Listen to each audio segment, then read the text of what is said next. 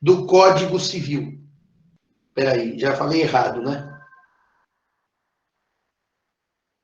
Espera aí. Que beleza. Artigos 362 e seguintes do Código Civil. Também não. 360 e seguintes do Código Civil. 360 e seguintes do Código Civil. Eu estava dizendo ontem para um grupo de professores, numa chamada via Zoom, como eu estou cansado de dar aula sentado. Como eu estou cansado. O Bunazar pôs uma lousa na casa dele e dá aula de pé, como vocês viram. Né? Sei lá, se essa pandemia durar muito tempo, acho que o negócio é pôr uma lousa no escritório e dar aula de pé, viu? Vou ter que fazer um negócio desse. Muito bem. Então, o artigo 360 e seguintes do Código Civil. O que é a novação? A novação é a criação de uma obrigação nova para extinguir uma obrigação antiga. A criação de uma obrigação nova para extinguir uma obrigação antiga. Qual é o efeito da criação de uma obrigação nova para extinguir uma obrigação antiga? Obviamente que se a obrigação antiga está extinta ela e estão extintos todos os seus acessórios, todas as suas garantias. Esse é o teor do artigo 364 do Código Civil, que vai dizer basicamente o seguinte. O Marcelo vai pondo aí na tela. A novação extingue os acessórios e garantias da dívida sempre que não houver estipulação em contrário. Não aproveitará, contudo, ao credor ressalvar o penhor, a hipoteca ou a anticrese, se os bens dados em garantia pertencerem ao terceiro, que não foi parte na novação. O que isso significa? A novação extingue as garantias prestadas pelo próprio devedor? Sim. A novação extingue as garantias prestadas pelo terceiro? Sim. Só que se eu quiser fazer uma novação e manter as garantias, eu posso? Posso. Só que daí eu tenho que, seguindo a lógica do Garrincha, combinar com os russos. Ou seja, para que as garantias prestadas por terceiros prevaleçam, se mantenham rígidas, os terceiros devem concordar com a novação. Há uma questão interessantíssima de novação em fiança. Por quê? Porque eu sou devedor do aluguel. Bruna é credora do aluguel. E Henrique é o meu fiador. Eu combino com Bruna. Bruna, vamos novar a dívida. E não chamo Henrique. E Bruna não exige a presença de Henrique. A novação extingue a obrigação antiga e a fiança de Henrique morreu. Só que pode ocorrer uma novação que torne a situação do devedor melhor do que era anteriormente. Vamos pensar nessa baita crise, uma renegociação contratual em que eu reduza os aluguéis de maneira definitiva. Eu vou novar a locação para criar um aluguel definitivo 50% mais barato. E eu não chamo Henrique fiador. Reparem que eu vou manter todas as demais condições contratuais e vou apenas e tão somente baixar o valor do aluguel. Pela leitura literal do artigo 364, Henrique não mais garante esta dívida. Mas a jurisprudência criou um sistema com o qual eu concordo que se a situação novada melhorou a situação do devedor e, por consequência, melhorou a situação do fiador, porque se Simão agora só vai pagar 50% de aluguel, Henrique só garante esse novo valor, a novação não tem o cunho de libertar o devedor. Vou refazer a frase. De libertar o fiador, porque a situação melhorou para o fiador. Então, a jurisprudência amainhou esse princípio para permitir prosseguimento de garantia quando a situação do garantidor fica melhor após a novação. Isso basicamente tem sido utilizado para alocação, tá? Não para situações gerais de novação. Eu só quero, antes de prosseguir, dizer para vocês que está aqui na nossa sala de aula virtual, o meu antigo aluno Rodrigo. O Rodrigo é um dos meninos mais brilhantes que eu conheço, mora na Alemanha já há alguns anos e está fazendo, portanto, as suas pesquisas de doutorado na Alemanha e mandou uma mensagem aqui mostrando algumas regras sucessórias no meu celular. Daí eu falei, Rodrigo, quer aproveitar esta aula? Ele falou, quero. Então, Rodriguinho, seja bem-vindo. Nos encontramos em dezembro e espero que nos encontremos em breve, já que parece que minhas idas a Portugal realmente para esse ano não ocorrerão. Então, que nos reencontremos em breve no Brasil. Bom, dito isto, qual é a natureza jurídica da novação?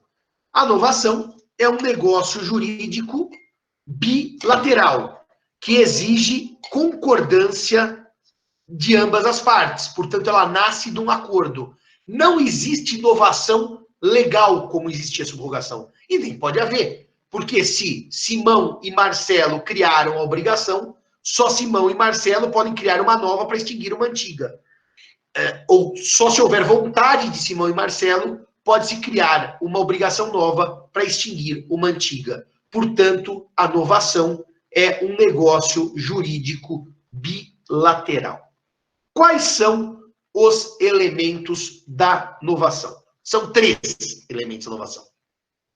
O primeiro é a existência de uma obrigação antiga, que será extinta. O segundo é a existência de uma obrigação nova, que extingue a antiga. Agora, reparem, o fato de eu ter 2 obrigações para com o mesmo credor, não quer dizer que a segunda novou e extinguiu a primeira. Eu posso ter 2 dívidas concomitantes. Ou posso ter simplesmente um acordo de vontades em que o acordo posterior confirma o primeiro acordo. Eu posso simplesmente ratificar por 2 acordos, um que cria a dívida e um que o confirma. Por isso que não bastam estes 2 elementos. É necessário o terceiro elemento, chamado de animus novandi. Animus novandi. O animus novandi é o terceiro elemento essencial para que se caracterize a novação. É a chamada intenção de novar.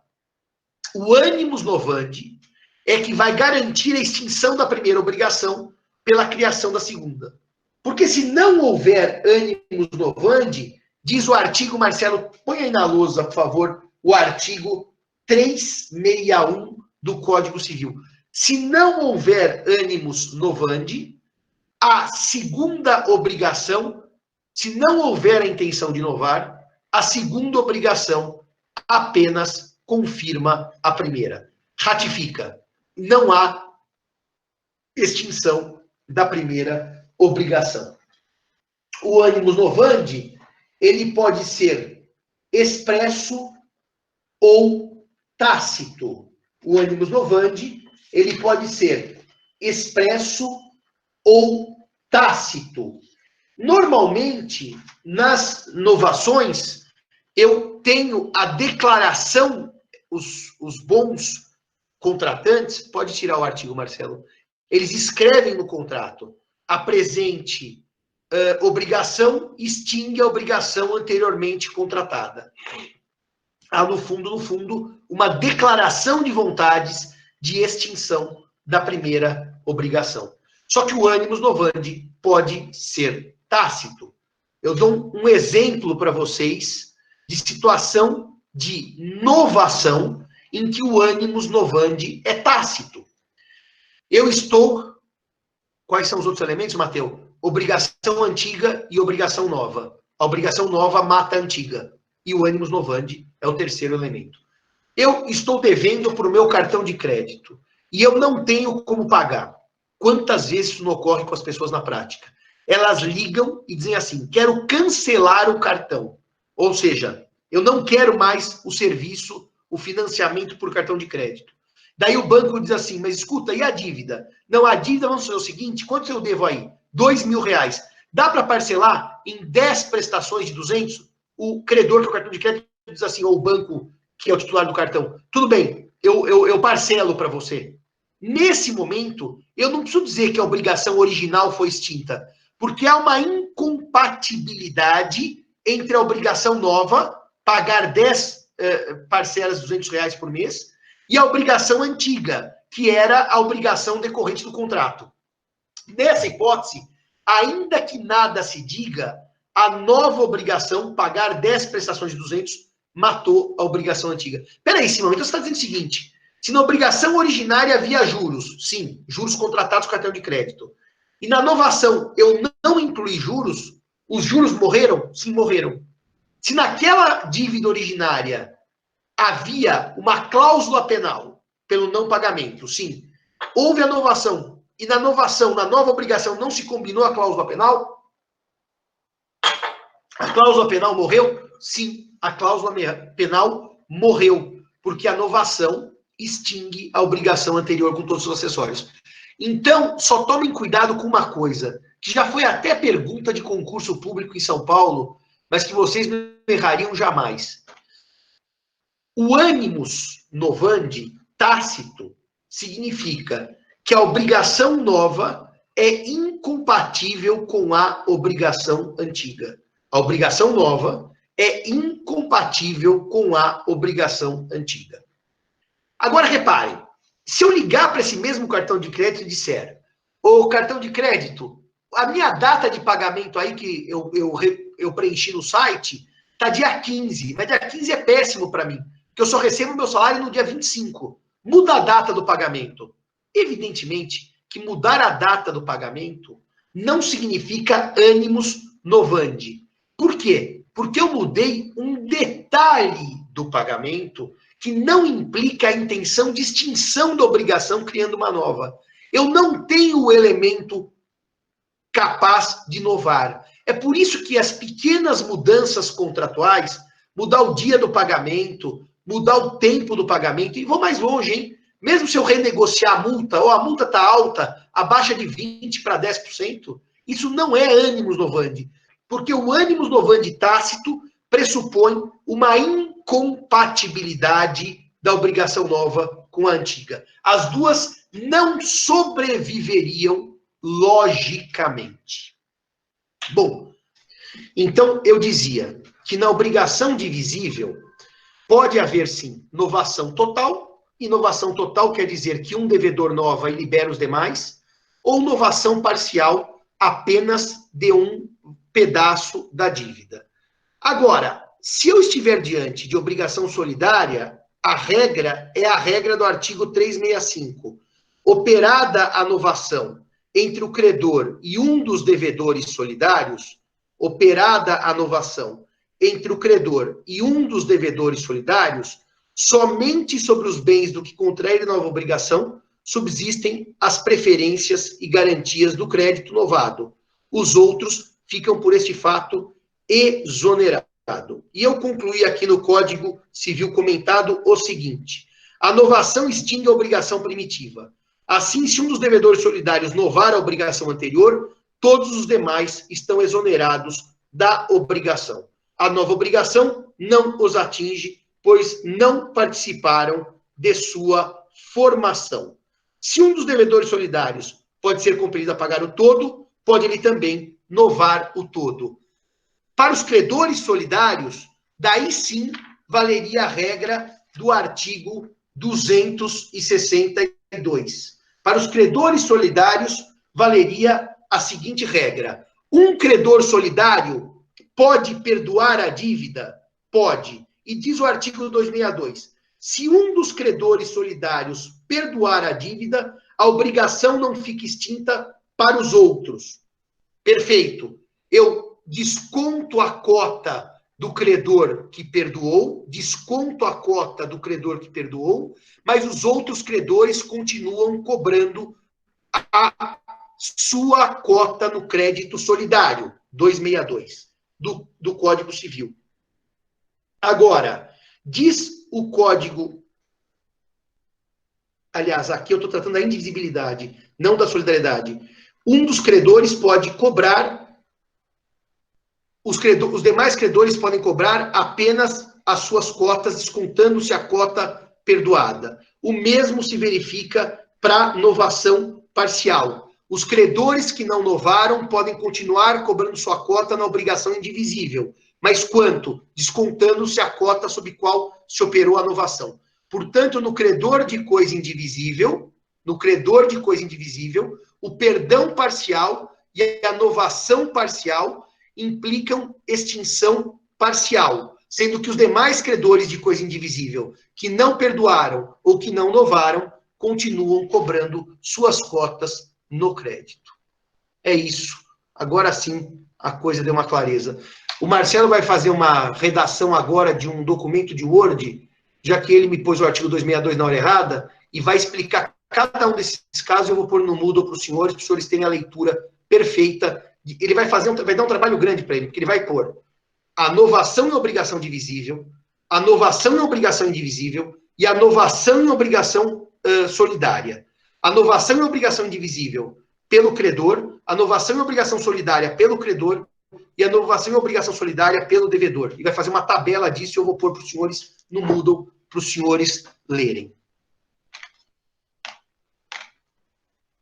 Sim, responde perante o outro, pela parte que lhe caiba. Perfeito. E esse artigo é da solidariedade. Perfeito. Muito bem, dito isto, eu posso agora prosseguir para uma última questão, que é a questão da obrigação, uma penúltima questão, que não pode ser novada. O Código Civil traz dois tipos de obrigação que não podem ser novadas. Dois tipos de obrigação que não podem ser novadas. E a primeira delas, a primeira espécie de obrigação que não pode ser novada é a obrigação nula. É a obrigação nula. A obrigação nula não pode ser novada por uma questão de razão de ser da nulidade absoluta. E a razão de ser da nulidade absoluta é uma questão de ordem pública.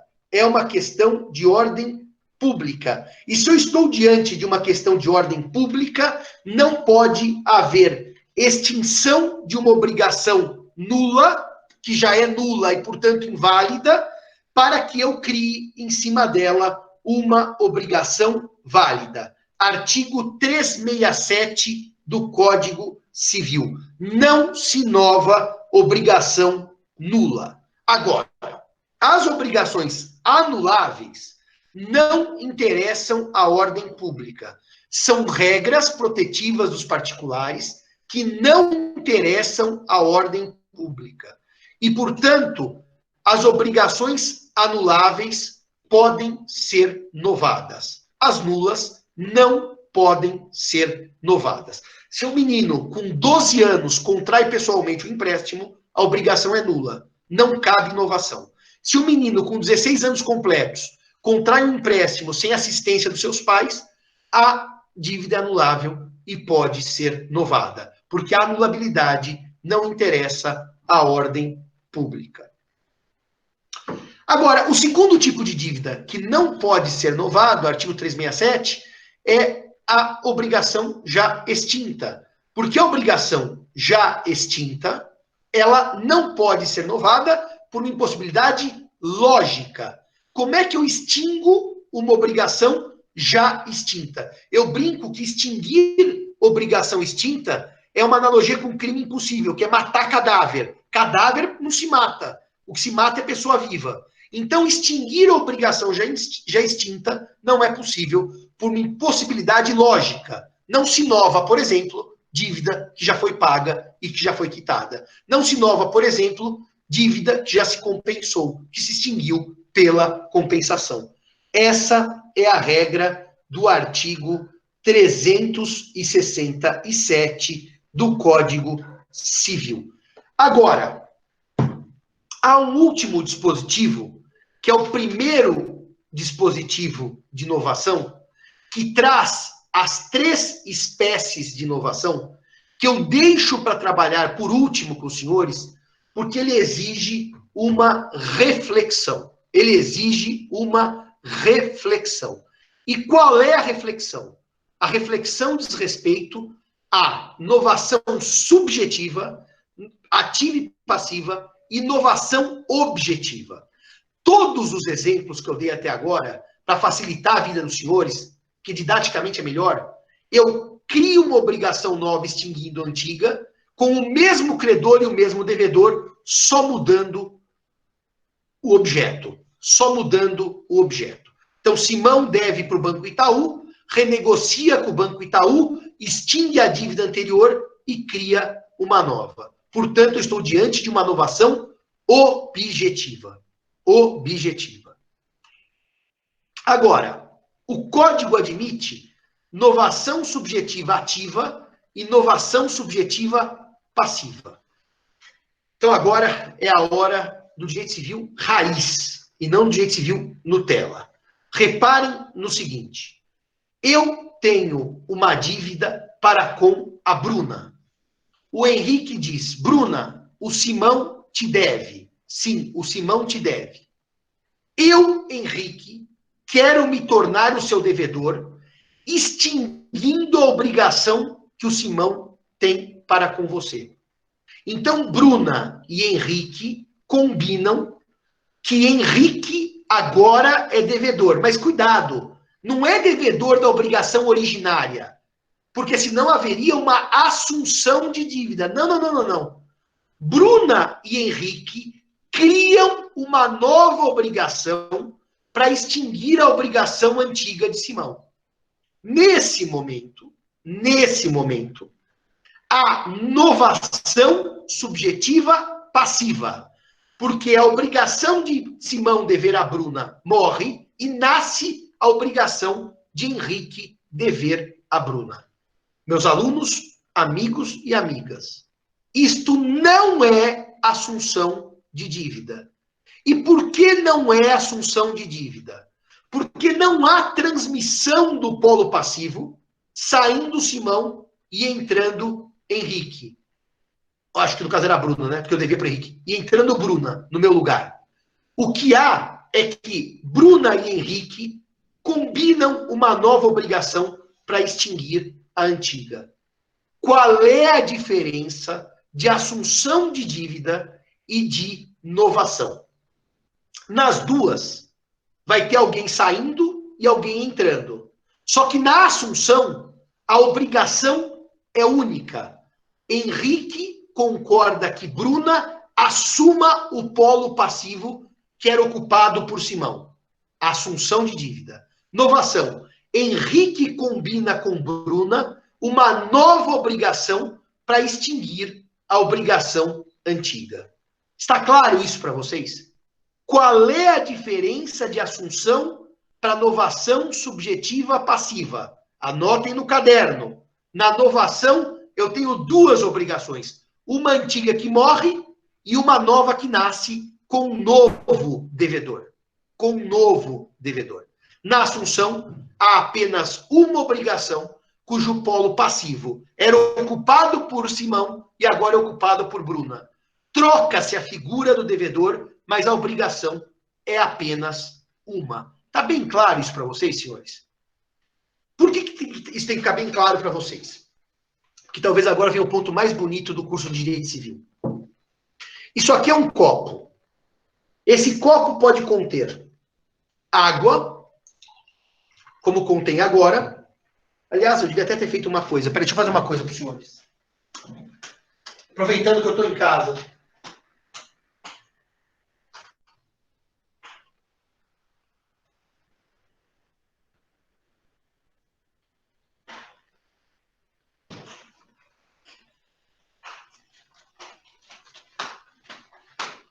Finalmente eu vou conseguir dar um exemplo concreto.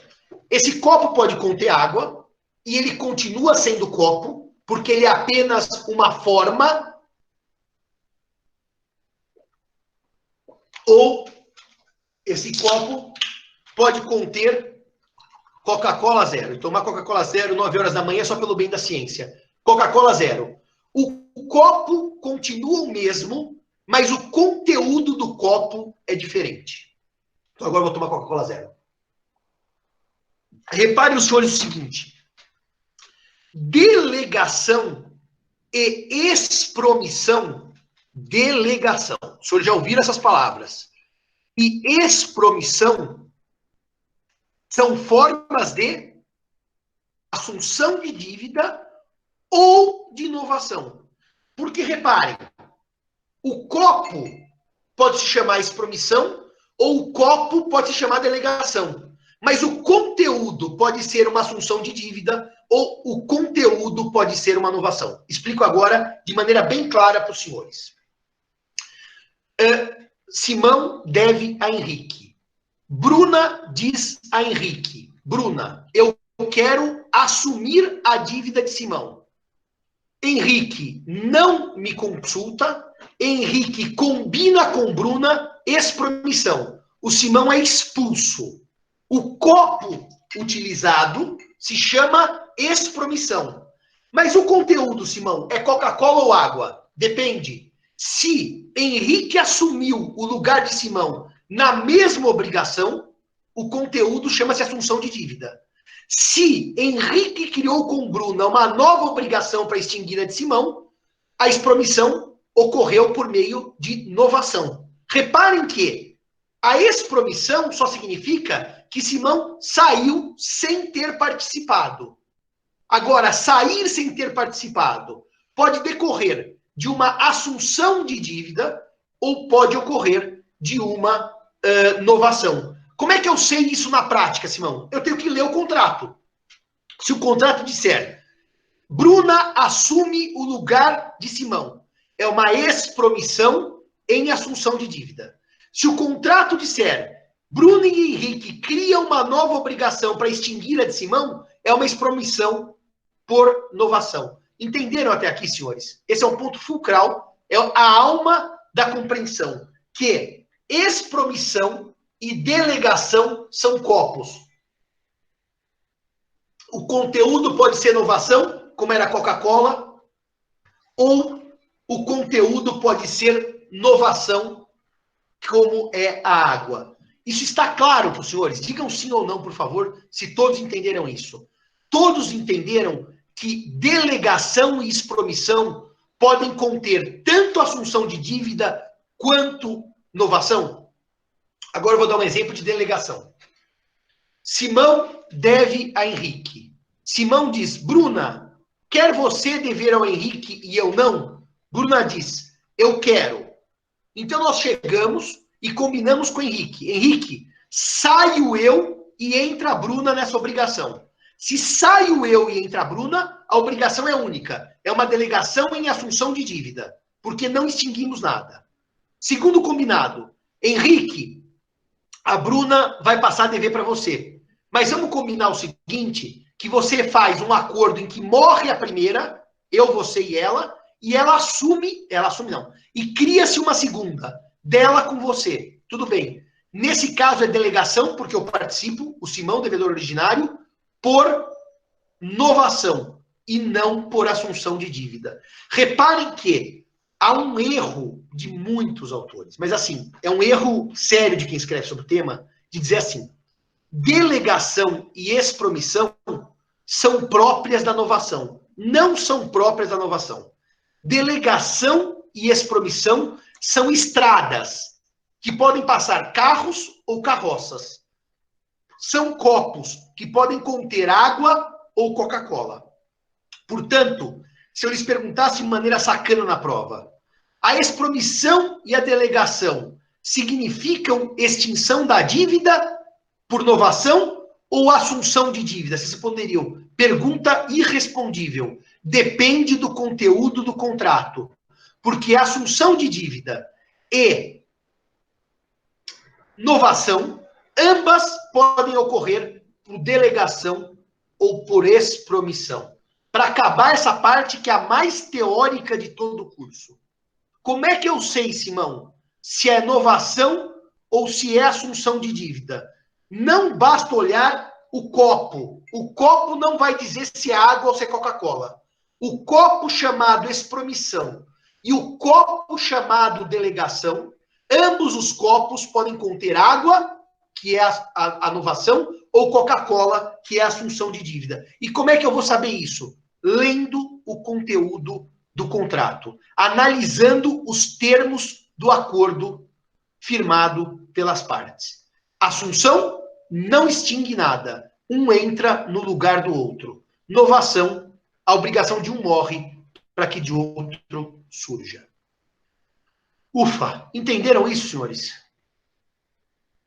Se entenderam isso, eu vou para o terceiro e último tipo de inovação e acaba a aula de hoje. Inovação subjetiva ativa. O Simão deve para Henrique. O Simão deve para Henrique. E Marcelo diz assim, Henrique, você não quer que eu seja o credor no seu lugar? Credor, hein? Não é devedor. O Henrique diz assim, tá bom, você vai ser o credor no meu lugar. Se o Henrique cedesse ao Marcelo a posição ativa, não era inovação, era cessão de crédito, figura já estudada por nós. Se o Henrique combina com o Marcelo que extingue-se a primeira obrigação e nasce uma segunda, por óbvio que o devedor tem que participar disso, eu estou diante de inovação subjetiva ativa. Então nós criamos uma nova obrigação para extinguir a obrigação antiga. Simão não deve a Henrique porque morreu a primeira obrigação. E agora Simão deve a Marcelo. É uma novação subjetiva ativa. Não é uma cessão de crédito, porque não há transferência do polo ativo. Há uma extinção de uma obrigação antiga para criar uma obrigação nova. A extinção de uma obrigação antiga para criar uma obrigação nova. E na aula de quarta-feira que vem, eu vou trabalhar, para iniciar a aula, a pergunta que me fez o Matheus sobre novação e extinção. O Cairala vai preparar o material, eu vou debater com ele e com a Bruna, e eu vou retomar esse tema que eu quero pontuar bonitinho com vocês, o que ocorre na novação parcial. Seja obrigação divisível, seja obrigação indivisível, seja obrigação solidária. Eu vou fazer quadros, como eu fiz naquela outra dúvida, que, se não me engano, o André apresentou numa aula, e eu vou retomar esse tema e vou reexplicar esse tema, porque eu não fiquei satisfeito com as minhas conclusões. Eu vou reler tudo e vou montar um quadro e explicar tudo isso para vocês.